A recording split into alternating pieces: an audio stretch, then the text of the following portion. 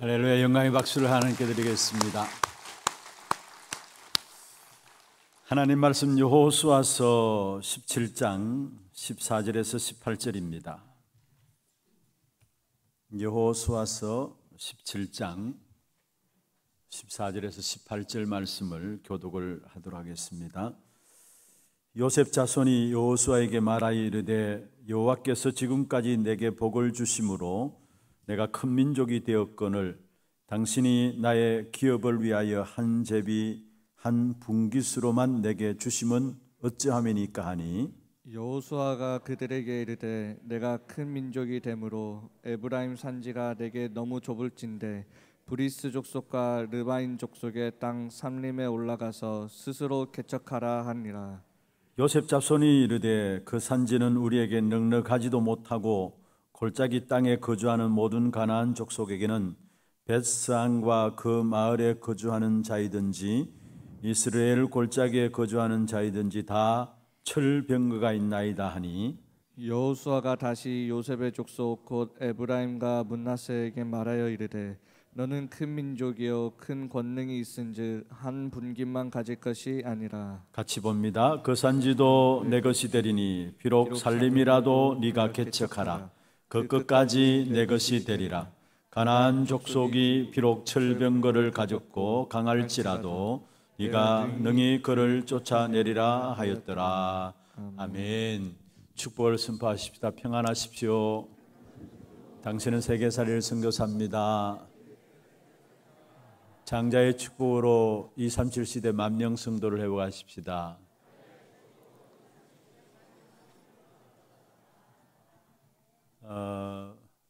사실 아쉬운 부분들이 하나 있습니다.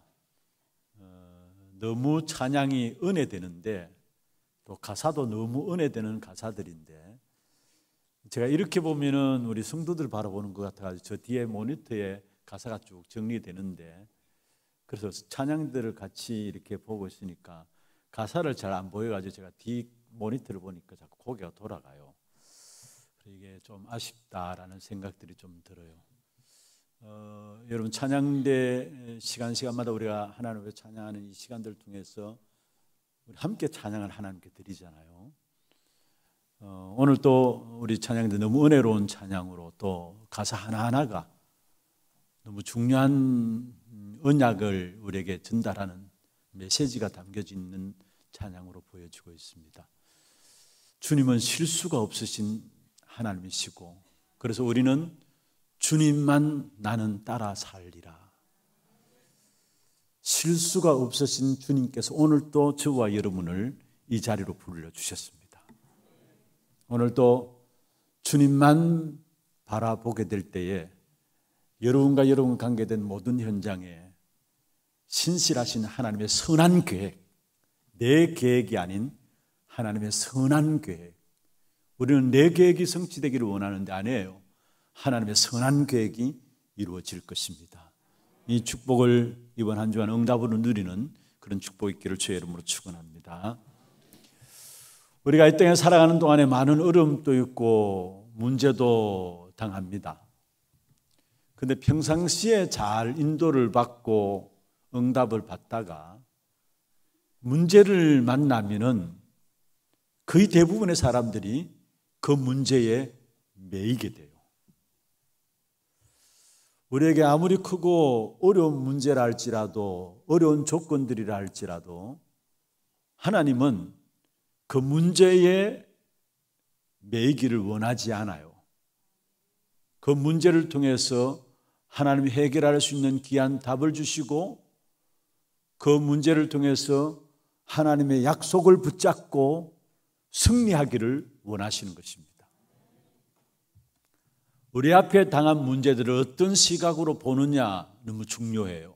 누구나 다 문제를 가지고 있기 때문에. 지금도 많은 문제들 가운데서 이 자리에 예배 참여한 분들도 계십니다. 아니 모두가 그렇겠죠. 이런저런 작은 문제들, 큰 문제들, 경중의 차이는 있을지 모르지만은 어느 누구나 다 문제들을 가지고 이 자리에 참석하고 있을 겁니다. 그런데 그 문제를 어떤 시각으로 여러분 보고 계십니까?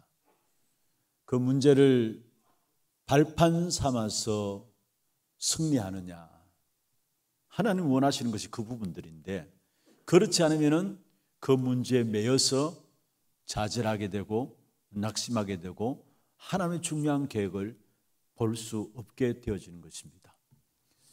오늘 본문에 나오는 에브라임과 므낫세 지파의 기업에 대한 분배 내용이 나옵니다. 이 에브라임과 므낫세는 요셉의 자손들로서 나중에 본론에 들어가서 살펴보겠습니다마는 하나님의 중요한 응답들을 이미 본 사람들입니다. 창세기 48장에 보면은 에브라임과 므낫세에 대해서 야곱이 축복하며 기도했는데 그대로 성취된 것이 오늘 14절에 나와요.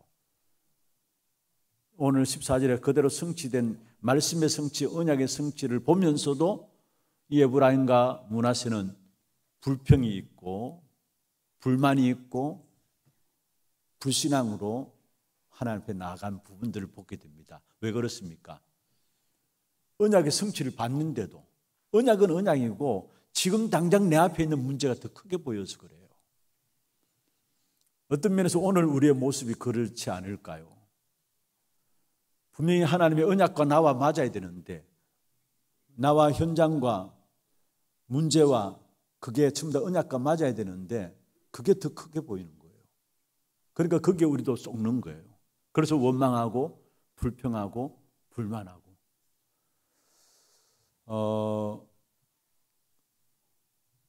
사실 갈렙에게 주신 기업을 하나님께서 이미 여호수아 14장에 보면은 가장 어려운 때에 갈렙에게 안악산지를 정복하는 약속의 말씀대로 정복하게 하는 그 축복을 주셨음에도 불구하고 그것을 보지 못한 에브라임과 므낫세 지파들이 마찬가지로 원망하고 불평하고 불만하는, 다시 말해서 자기가 갖고 있는 문제가 더 크게 보여진 거예요. 그래서 문제 속에 매이고 문제 속에 빠지게 되는 것입니다. 그런데 그런 에브라임과 므낫세 지파를 향해서 오늘 여호수아를 통해서 하나님께서 말씀하십니다. 스스로 개척하라. 네가 개척하라. 오늘 15절에 보면 스스로 개척하라 나오고요.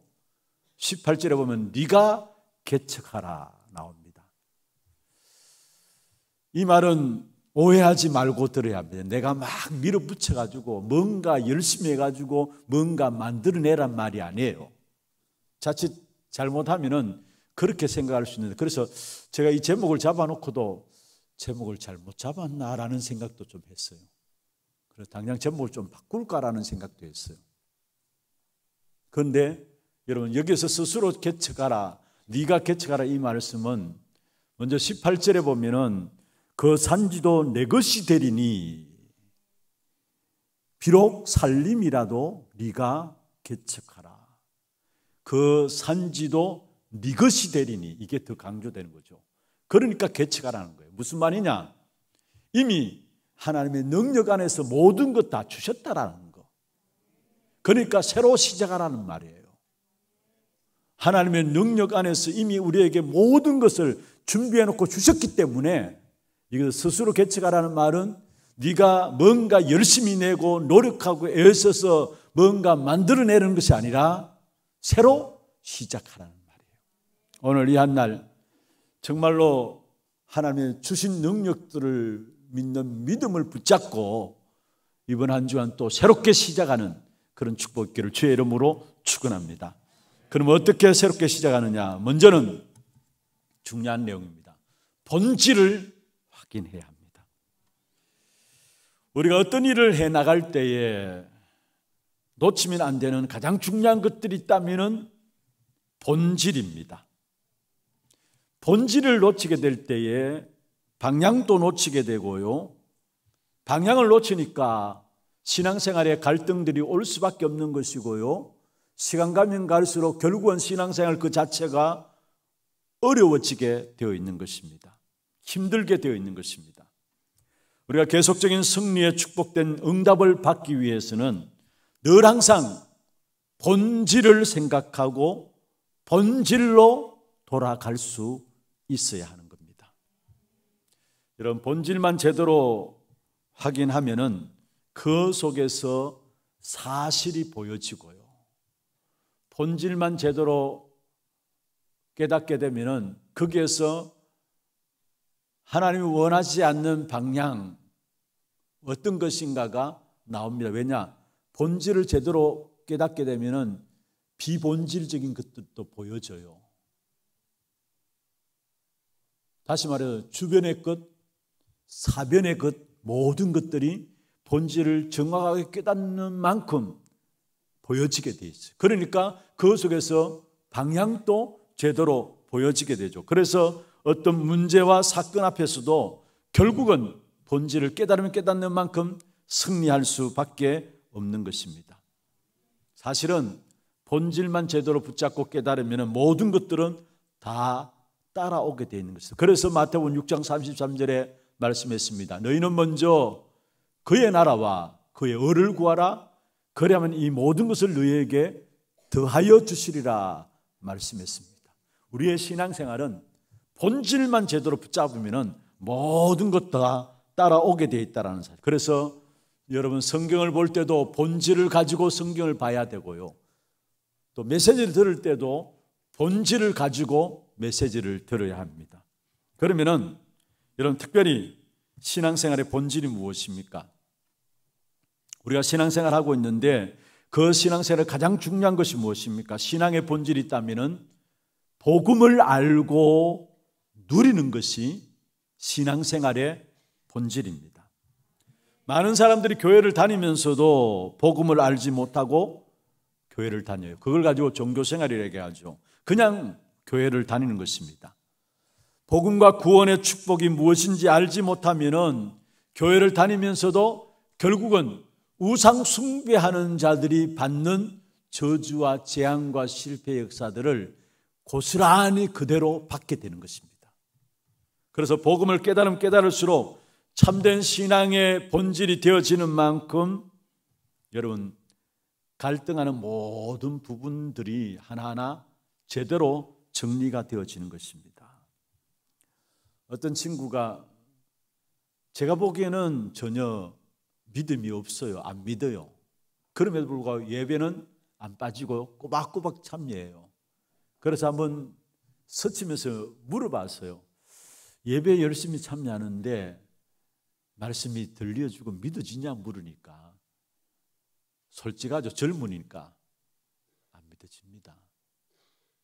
뭔가 믿어지질 않는다는 거예요. 아무리 믿으려고 해도 믿어지질 않는다는 거예요. 그런데 참 그래도 예배에 빠지지 않고 끝까지 앉아 있으면서 예배에 참여하는 부분들 보면서 하나님 은혜 주시도록 마음속에 기도했습니다마는 어느 날 보니까 찬양대 앉아서 찬양을 해요. 저 친구가 안 믿어진다는데 어떻게 저 앉아서 찬양을 할까 생각했는데 그런데 아니나 다를까 다시 만나는 시간이 있어서 물어봤습니다. 근데 이 친구 하는 말이 너무나 정확하게 말씀이 들려주고 이제는 믿어진다고 해요. 여러분 말씀이 들려지지 않고 믿어지지 않는데 이 자리에 앉아있다는 그 자체가 갈등이죠. 힘들고 어려운 것이죠.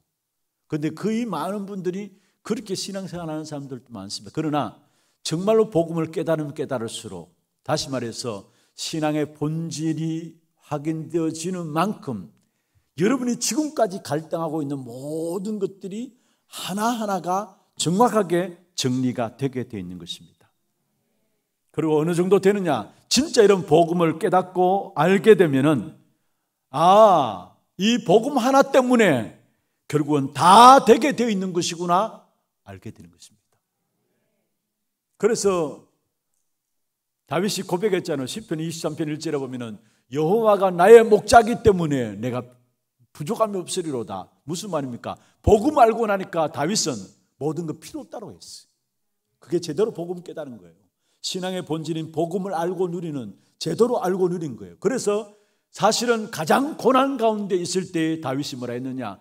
여호와가 나의 목자이기 때문에 나는 다른 그 어떤 것도 부족함이 없다. 다른 거 필요 없다는 말이에요.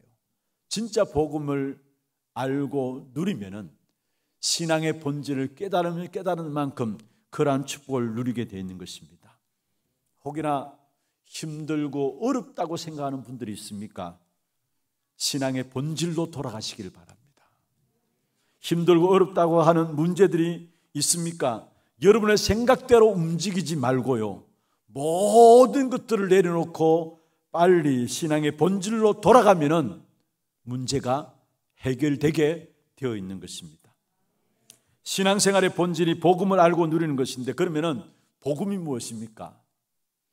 다 알고 있는 것처럼 모두가 그렇게 생각할 수 있습니다만은, 여러분, 정말 우리에게 주신 하나님의 복음이 무엇입니까? 일단은 우리가 복음을 모르고서도 헌신하고 봉사하고 수고할 수 있어요. 그런데 복음을 모르고 헌신하고 봉사하고 수고하면 그 모든 것들은 결국은 헛것이 되어지는 겁니다. 그리고 나름대로 복음을 모르고 수고하고 헌신하고 봉사하면 자기 열심들로 하기 때문에 어느 정도의 성취감과 만족감은 가질 수 있어요. 그래서 그 힘 가지고 더욱더 봉사하는, 수고하고 애쓰는 사람들 또한 있기도 합니다. 그러나 중요한 것은 그러한 인생은 결국은 나중에 와서 실패하게 된다는 사실을 알아야 합니다. 그러면은 복음은 무엇입니까? 복음은 정말로 우리에게 말한 그대로 기쁜 소식이죠. 복된 소식이죠. 우리에게 있어서 가장 기쁘고 복된 소식이 무엇입니까? 가장 행복한 소식이 무엇입니까? 여러분, 세상에서 기쁨과 행복을 어디에 기준을 두고 있습니까? 돈 가지고 있으면 행복하다, 기쁘다 기준을 두고 있어요. 그래서 돈 벌기 위해서 못하는 짓이 없고요. 그리고 돈 있으면은 뭔가 모르게 그 다음에 뭡니까? 성공을 위해서 살아가는데 명예를 차지하게 되고, 명예 얻기 위해서 모든 투자를 다 하게 되고요. 그리고 나름대로 어떤 명예 가지고 이제 정치에도 뛰들고요. 그래서 자신의 이름을 남기는 것, 그게 성공인 줄 알고 그것을 가지고 또 기쁨과 행복을 찾기도 합니다. 그런데 정말로 여러분, 자기 이름을 남기고 돈을 가지고 명예를 남기고 그 모든 것들이 참된 기쁨과 행복을 가져다 줍니까? 어느 정도로 행복과 기쁨을 가져다 줄 수 있겠죠. 그러나 중요한 것은 우리 인생에서 가장 중요한 행복과 기쁨은 그것으로 가져다 주지 못한다는 사실을 아셔야 합니다. 물론 돈과 건강과 명예와 성공, 이런 부분이 우리에게 필요치 않는 것은 아니지만은 꼭 그것이 우리에게 기쁨과 행복을 가져다 줄 수 없다라는 사실을, 여러분 보세요. 돈 있는 사람은 왜 자살합니까?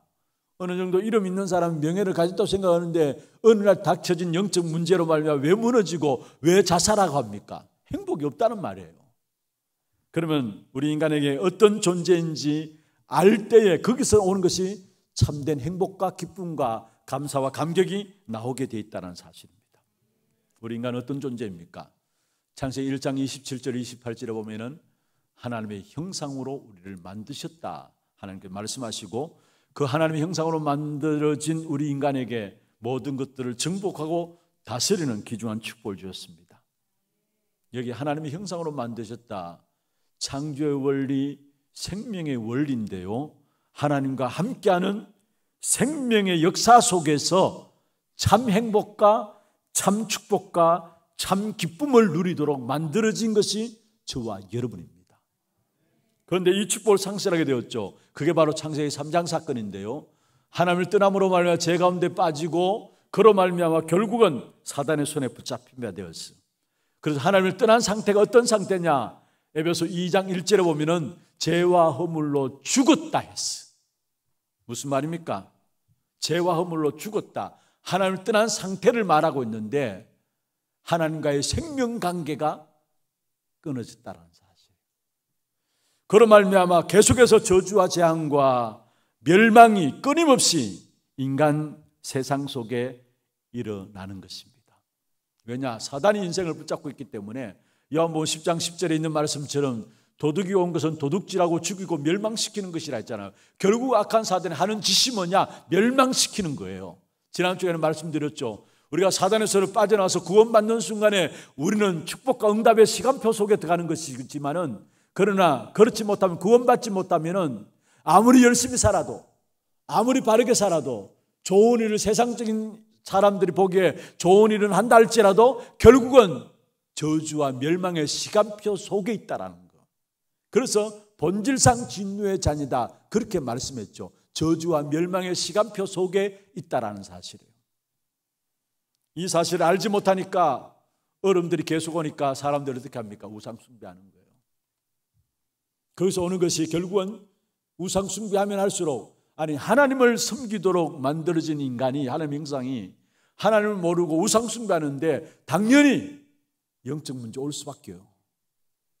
그리고 정신적인 문제, 육신의 문제, 내세 문제, 후대 문제, 모든 문제들이 결국 다 올 수밖에 없는 것입니다. 그런데 이 문제를 해결하기 위해서, 다시 말해서 하나님과의 생명관계를 회복하기 위해서 하나님을 떠나자 말자 하나님께서 내신 답이 있습니다. 창세기 3장 15절에 여자의 후손이 뱀의 머리를 상하게 할 것이다. 그 여자의 후손, 이사야 7장 14절에 이렇게 말씀하고 있습니다. 보라, 처녀가 잉태하여 아들을 낳으리니 그 이름을 임마누엘이라 하리라. 여자의 후손 처녀가 잉태하여 아들을 낳겠다. 바로 생명관계를 회복하기 위해서 우리에게 아담의 후손이 아닌 바로 하나님이신 그분이 직접 이 땅에 여자의 후손으로 오셨다라는 사실. 그래서 요한복음 1장 4절에 보면 그 안에 생명이 있었다. 그 생명은 사람들의 빛이다 말씀했습니다. 그분이 누구시냐? 바로 그리스도인 것입니다.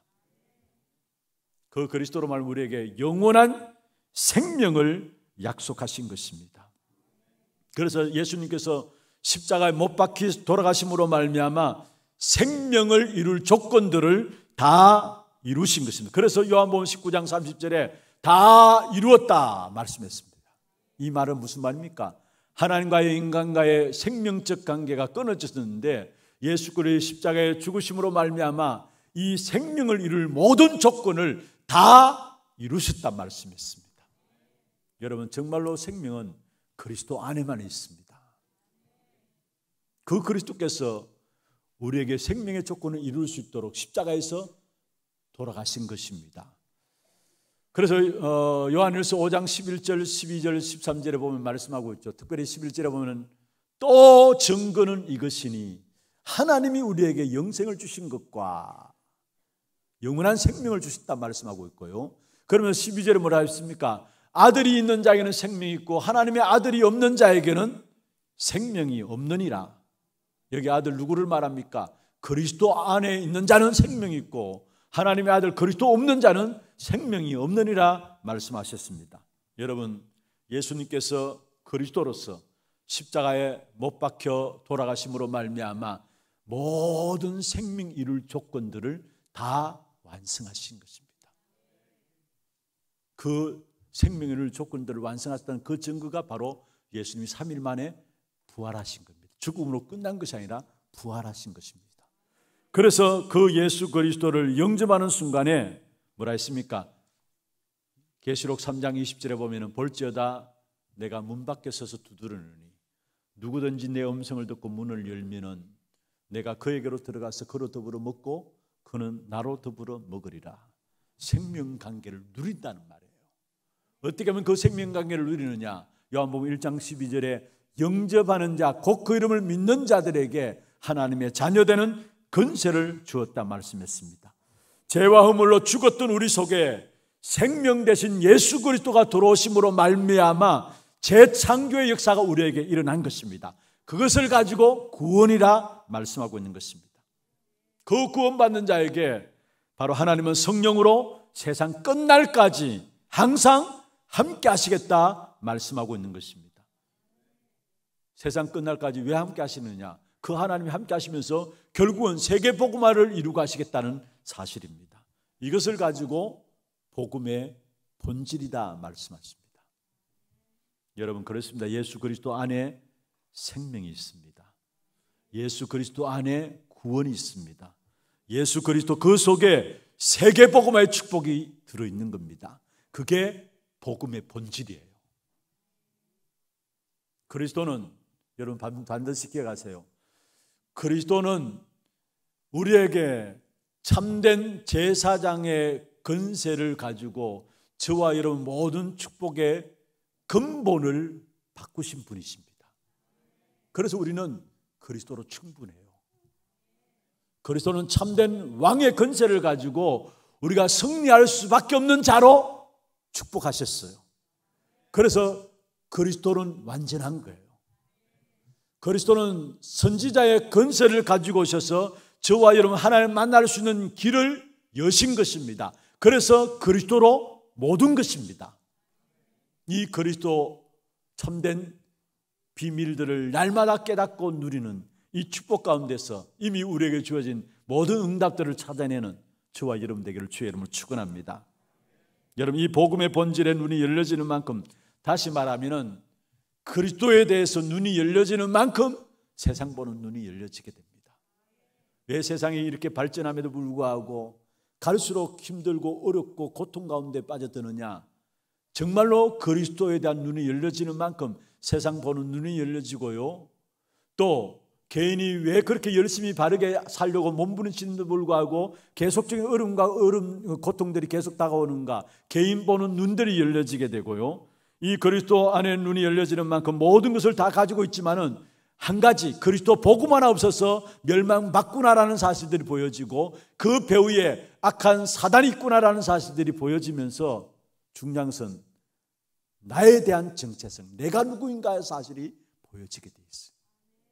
그리스도 복음의 본질을 깨닫는 만큼 나의 정체성, 내가 누군가가 보여지게 되고 나의 정체성이 깨달아지는 만큼 거기에 응답과 축복이 따라오게 되는 것입니다.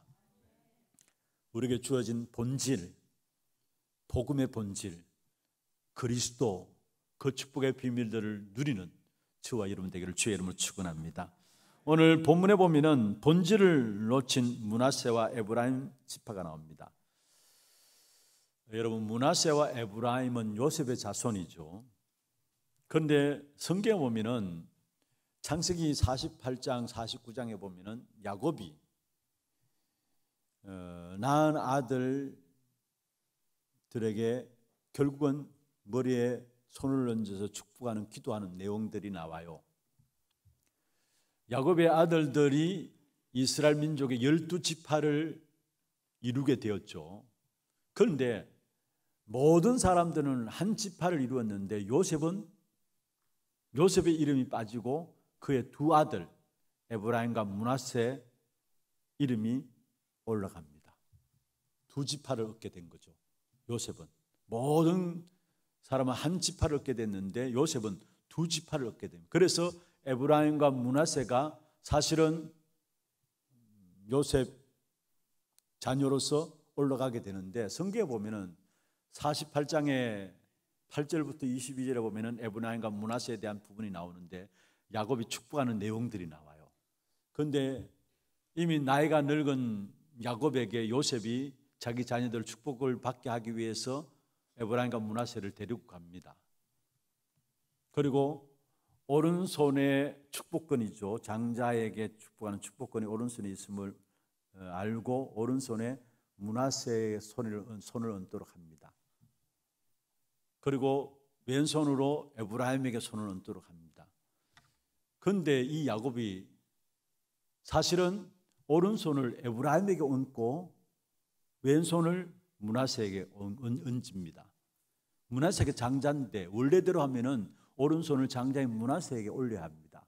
그런데 야곱이 어긋맞게 오른손을 동생인 에브라임에게, 왼손을 형인 장자인 므낫세에게 합니다. 그러니까 요셉 아버지가 말립니다. 억지로 말려가 또다시 이렇게 하려고 합니다. 그러니까 야곱이 뭘 하느냐?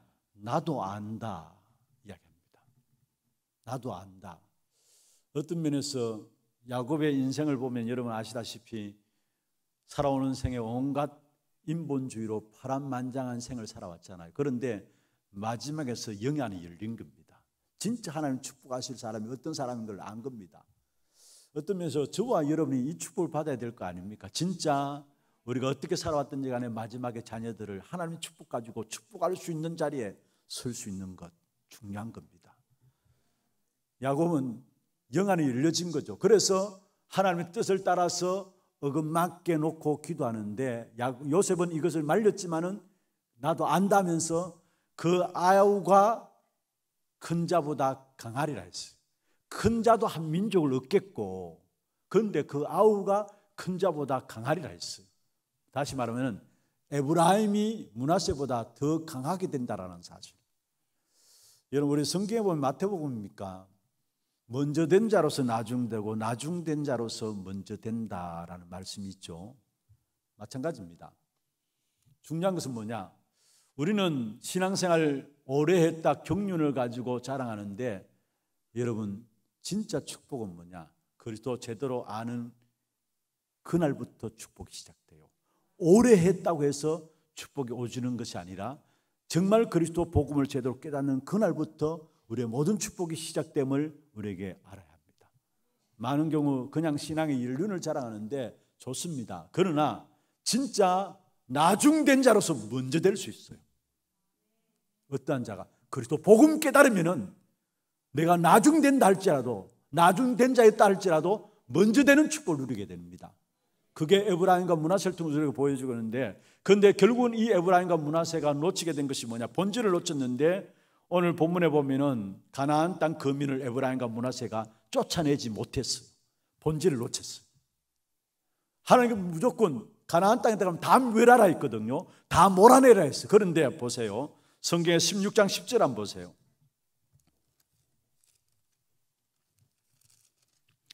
16장 10절에 보면 그들이 게셀에 거주하는 가나안 족속을 쫓아내지 않았으므로 가나안 족속이 오늘까지 에브라임 가운데 거주하며 노역하는 종이 되니라.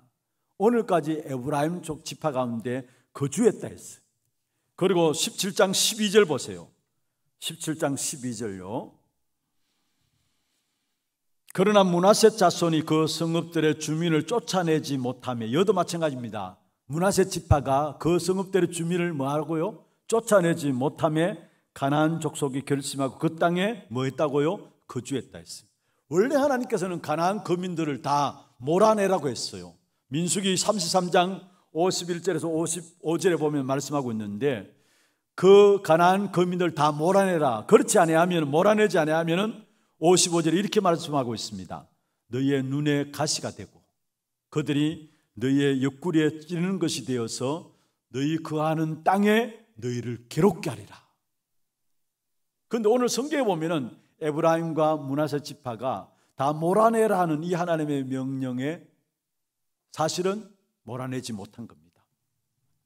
여러분, 중요한 것은 내가 남겨놓은 사단의 통로들이 우리에게 있다는 사실, 불신앙의 불씨들이 사단의 이용거리가 될 수 있는 것들이 우리의 눈에 가시가 되고 옆구리에 찌르는 것이 되어지는 것들이 우리에게 있게 된다는 사실을 아셔야 합니다. 그래서 가나안 원주민을 쫓아낸다는 말은 무슨 말입니까? 우리에게 있는 불신앙의 모든 요소를 없애버리라는 사실이에요. 우리가 예수가 그리스도라는 사실에 복음에 방해되는 것들을 계속 버리라는 말입니다. 그렇지 않고 우리가 불신앙 쓰게 되고 인본주의 쓰게 되면은 그게 우리 후대에게 엄청난 영적 문제를 가져오게 되는 겁니다. 오늘 가나안 거민들을 다 쫓아내려 하는데 그러지 못한 에브라임과 므낫세 지파, 여러분, 우리가 쫓아내지 못하고 정말로 우리 안에 남겨져 있는 부분들이 있다면 그게 나만 실패하는 것이 아니라 후대에게도 엄청난 영적 문제를 가져온다는 사실. 반대로 저와 여러분 정말로 기도하고 예배하면서 영적 축복을 가지고 자녀 손들을 위해서 기도할 때에 그 모든 기도는 그대로 쌓입니다. 계시록 8장에 말씀하고 있죠. 여러분이 자녀를 위해서 모든 하는 기도는 지금 당장 응답되지 않는다 할지라도 그 기도는 다 쌓여가지고 결국은 시간표에 따라서 하나님께 하나하나 응답을 이루시게 돼 있어요. 그래서 여러분 자녀들을 위해서 축복하고 자녀를 위해서 기도하는 기도가 결코 헛되지 않음을 알고요, 날마다 축복하고 기도하세요. 여러분, 우리가 믿음의 부모들 가지고 있다는 축복이 그거 아닙니까? 여러분, 신앙생활도 보면은 전혀 믿음의 가정 속에서 자라지 않고 신앙생활하는 사람들이 많이 있습니다. 그런데 그 사람들 보면은 어렵고 힘든 부분들 봐요. 그런데 이상하게 신앙생활 하는 것 같지도 않은데 자녀손들이 뭔가 모르게 하나님의 축복을 받고 평탄하고 인도받는 부분을 봐요. 왜 그러냐? 그 부모님들이 기도해 놓은 것이 있어요. 여러분이 기도해 놓은 모든 것들은 자녀들에게 반드시 성취됩니다. 두고 자자손손 성취되게 돼 있어요. 불신앙과 인본주의 쓰는 것은 반드시 후대에게 영적 문제로 물러지지만은 정말 우리가 하나님 바라보고 내가 주님만으로 살겠다는 마음들을 가지고 예배하고 기도한 모든 것들은 두고두고 우리 자녀들에게 응답으로 나타나게 되어 있다는 사실입니다. 그런데 오늘 본문에 보면은 본질을 놓쳐버린 에브라임과 므낫세가 결국 받은 축복을 다 잊어버리고 불만을 터뜨리는데 14절에 보세요. 한 제비 한 분깃으로만 내게 주시면 어쯤입니까? 무슨 말입니까? 왜 우리는 한 분깃만 주십니까? 왜 우리는 한 분깃만 주십니까? 왜 넉넉하지 못한 이런 산지를 우리에게 주십니까? 불만을 터뜨린 거예요. 그러면서 16절에 보면은 또 핑계를 댑니다. 저들은 철병거가 있어 막강하기 때문에 우리는 꺾을 수 없다라고 핑계를 댑니다. 여러분, 상대가 되지 않는데 어떻게 우리가 합니까? 불신앙의 모습에 빠진 에브라임과 므낫세 지파의 역사들을 보게 됩니다. 그런 에브라임과 므낫세에게 하나님께서 오늘 말씀하고 있습니다. 스스로 개척하라. 새로 시작하라. 이미 모든 걸 다 주었기 때문에 새로 시작하라. 그 산지가 내 것이 되리니. 이미 모든 것 다 주었기 때문에 새로 시작하라. 그러면은 그 끝까지 18절에 나오죠. 그러면 그 끝까지 내 것이 되리라. 그 끝까지 내 것이 되리라. 여러분, 가나안 사람들이 비록 철병거를 가졌고 강할지라도 능히 그들을 쫓아내리라는 말씀이에요. 이런 세상이 너무 크고 거대하게 보입니까? 때에 따라 주변 환경이 견고한 여리고 성처럼 우리에게 보여집니까? 난공불락의 모습으로 다가오기도 합니다.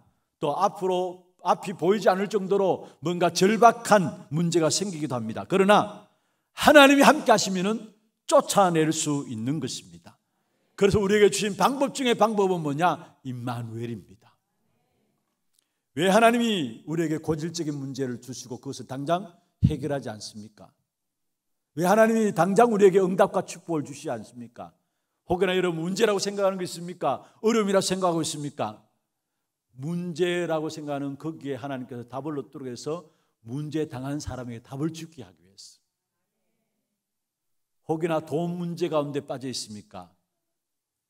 그걸 알게 해가지고 결국 돈 문제로 어려움 당한 사람에게 답을 주게 하기 위해서.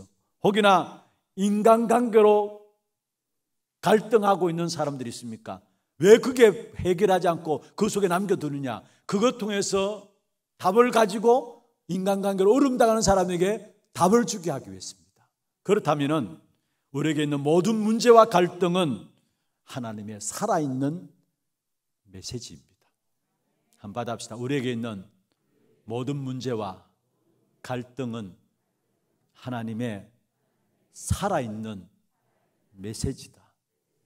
여러분, 고질적인 문제 속에 있으면 그걸 가지고 하나님 당장 해결하지 않는 것은 그 문제 속에서 답을 가지고 그 문제 속에 있는 사람에게 답을 주게 하기 위해서예요.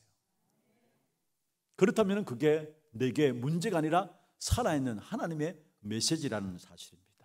이 사실을 알고 우리의 문제를 보는 새로운 눈들이 열려지기를 주의 이름으로 축원합니다. 말씀을 맺겠습니다. 스스로 개척하라. 한마디로 말하면 하나님의 능력으로 시작하라는 말씀입니다. 살림이 있고 철병거가 있을지라도 괜찮습니다. 오늘 17절에 말씀하고 있죠. 우리는 큰 민족이요 큰 권능을 가진 자다 했어요. 여러분 앞에 어떤 살림이 있습니까? 어떤 철병거가 있습니까? 상관없습니다. 저와 여러분은 우리의 정체성이 뭐냐? 큰 민족이요 큰 권능을 가진 자라 말씀했습니다. 우리의 정체성을 깨닫고 시작한다면 하나님은 18절에 있는 말씀, 그 끝까지 내 것이 되리라. 완전 정복의 축복을 우리에게 주시겠다라는 사실입니다. 여러분, 새로 시작하십시다. 문제들 가운데서 새로 시작하십시다. 갈등들 가운데 새로 시작하십시다. 문제와 갈등에 매이지 말고요, 그 속에 빠지지 말고요, 하나님 그 문제와 사건을 주신 것들은 그것을 통해서 결국은 하나님의 능력을 힘입고 스스로 개척하라, 새로 시작하라는 하나님의 메시지입니다.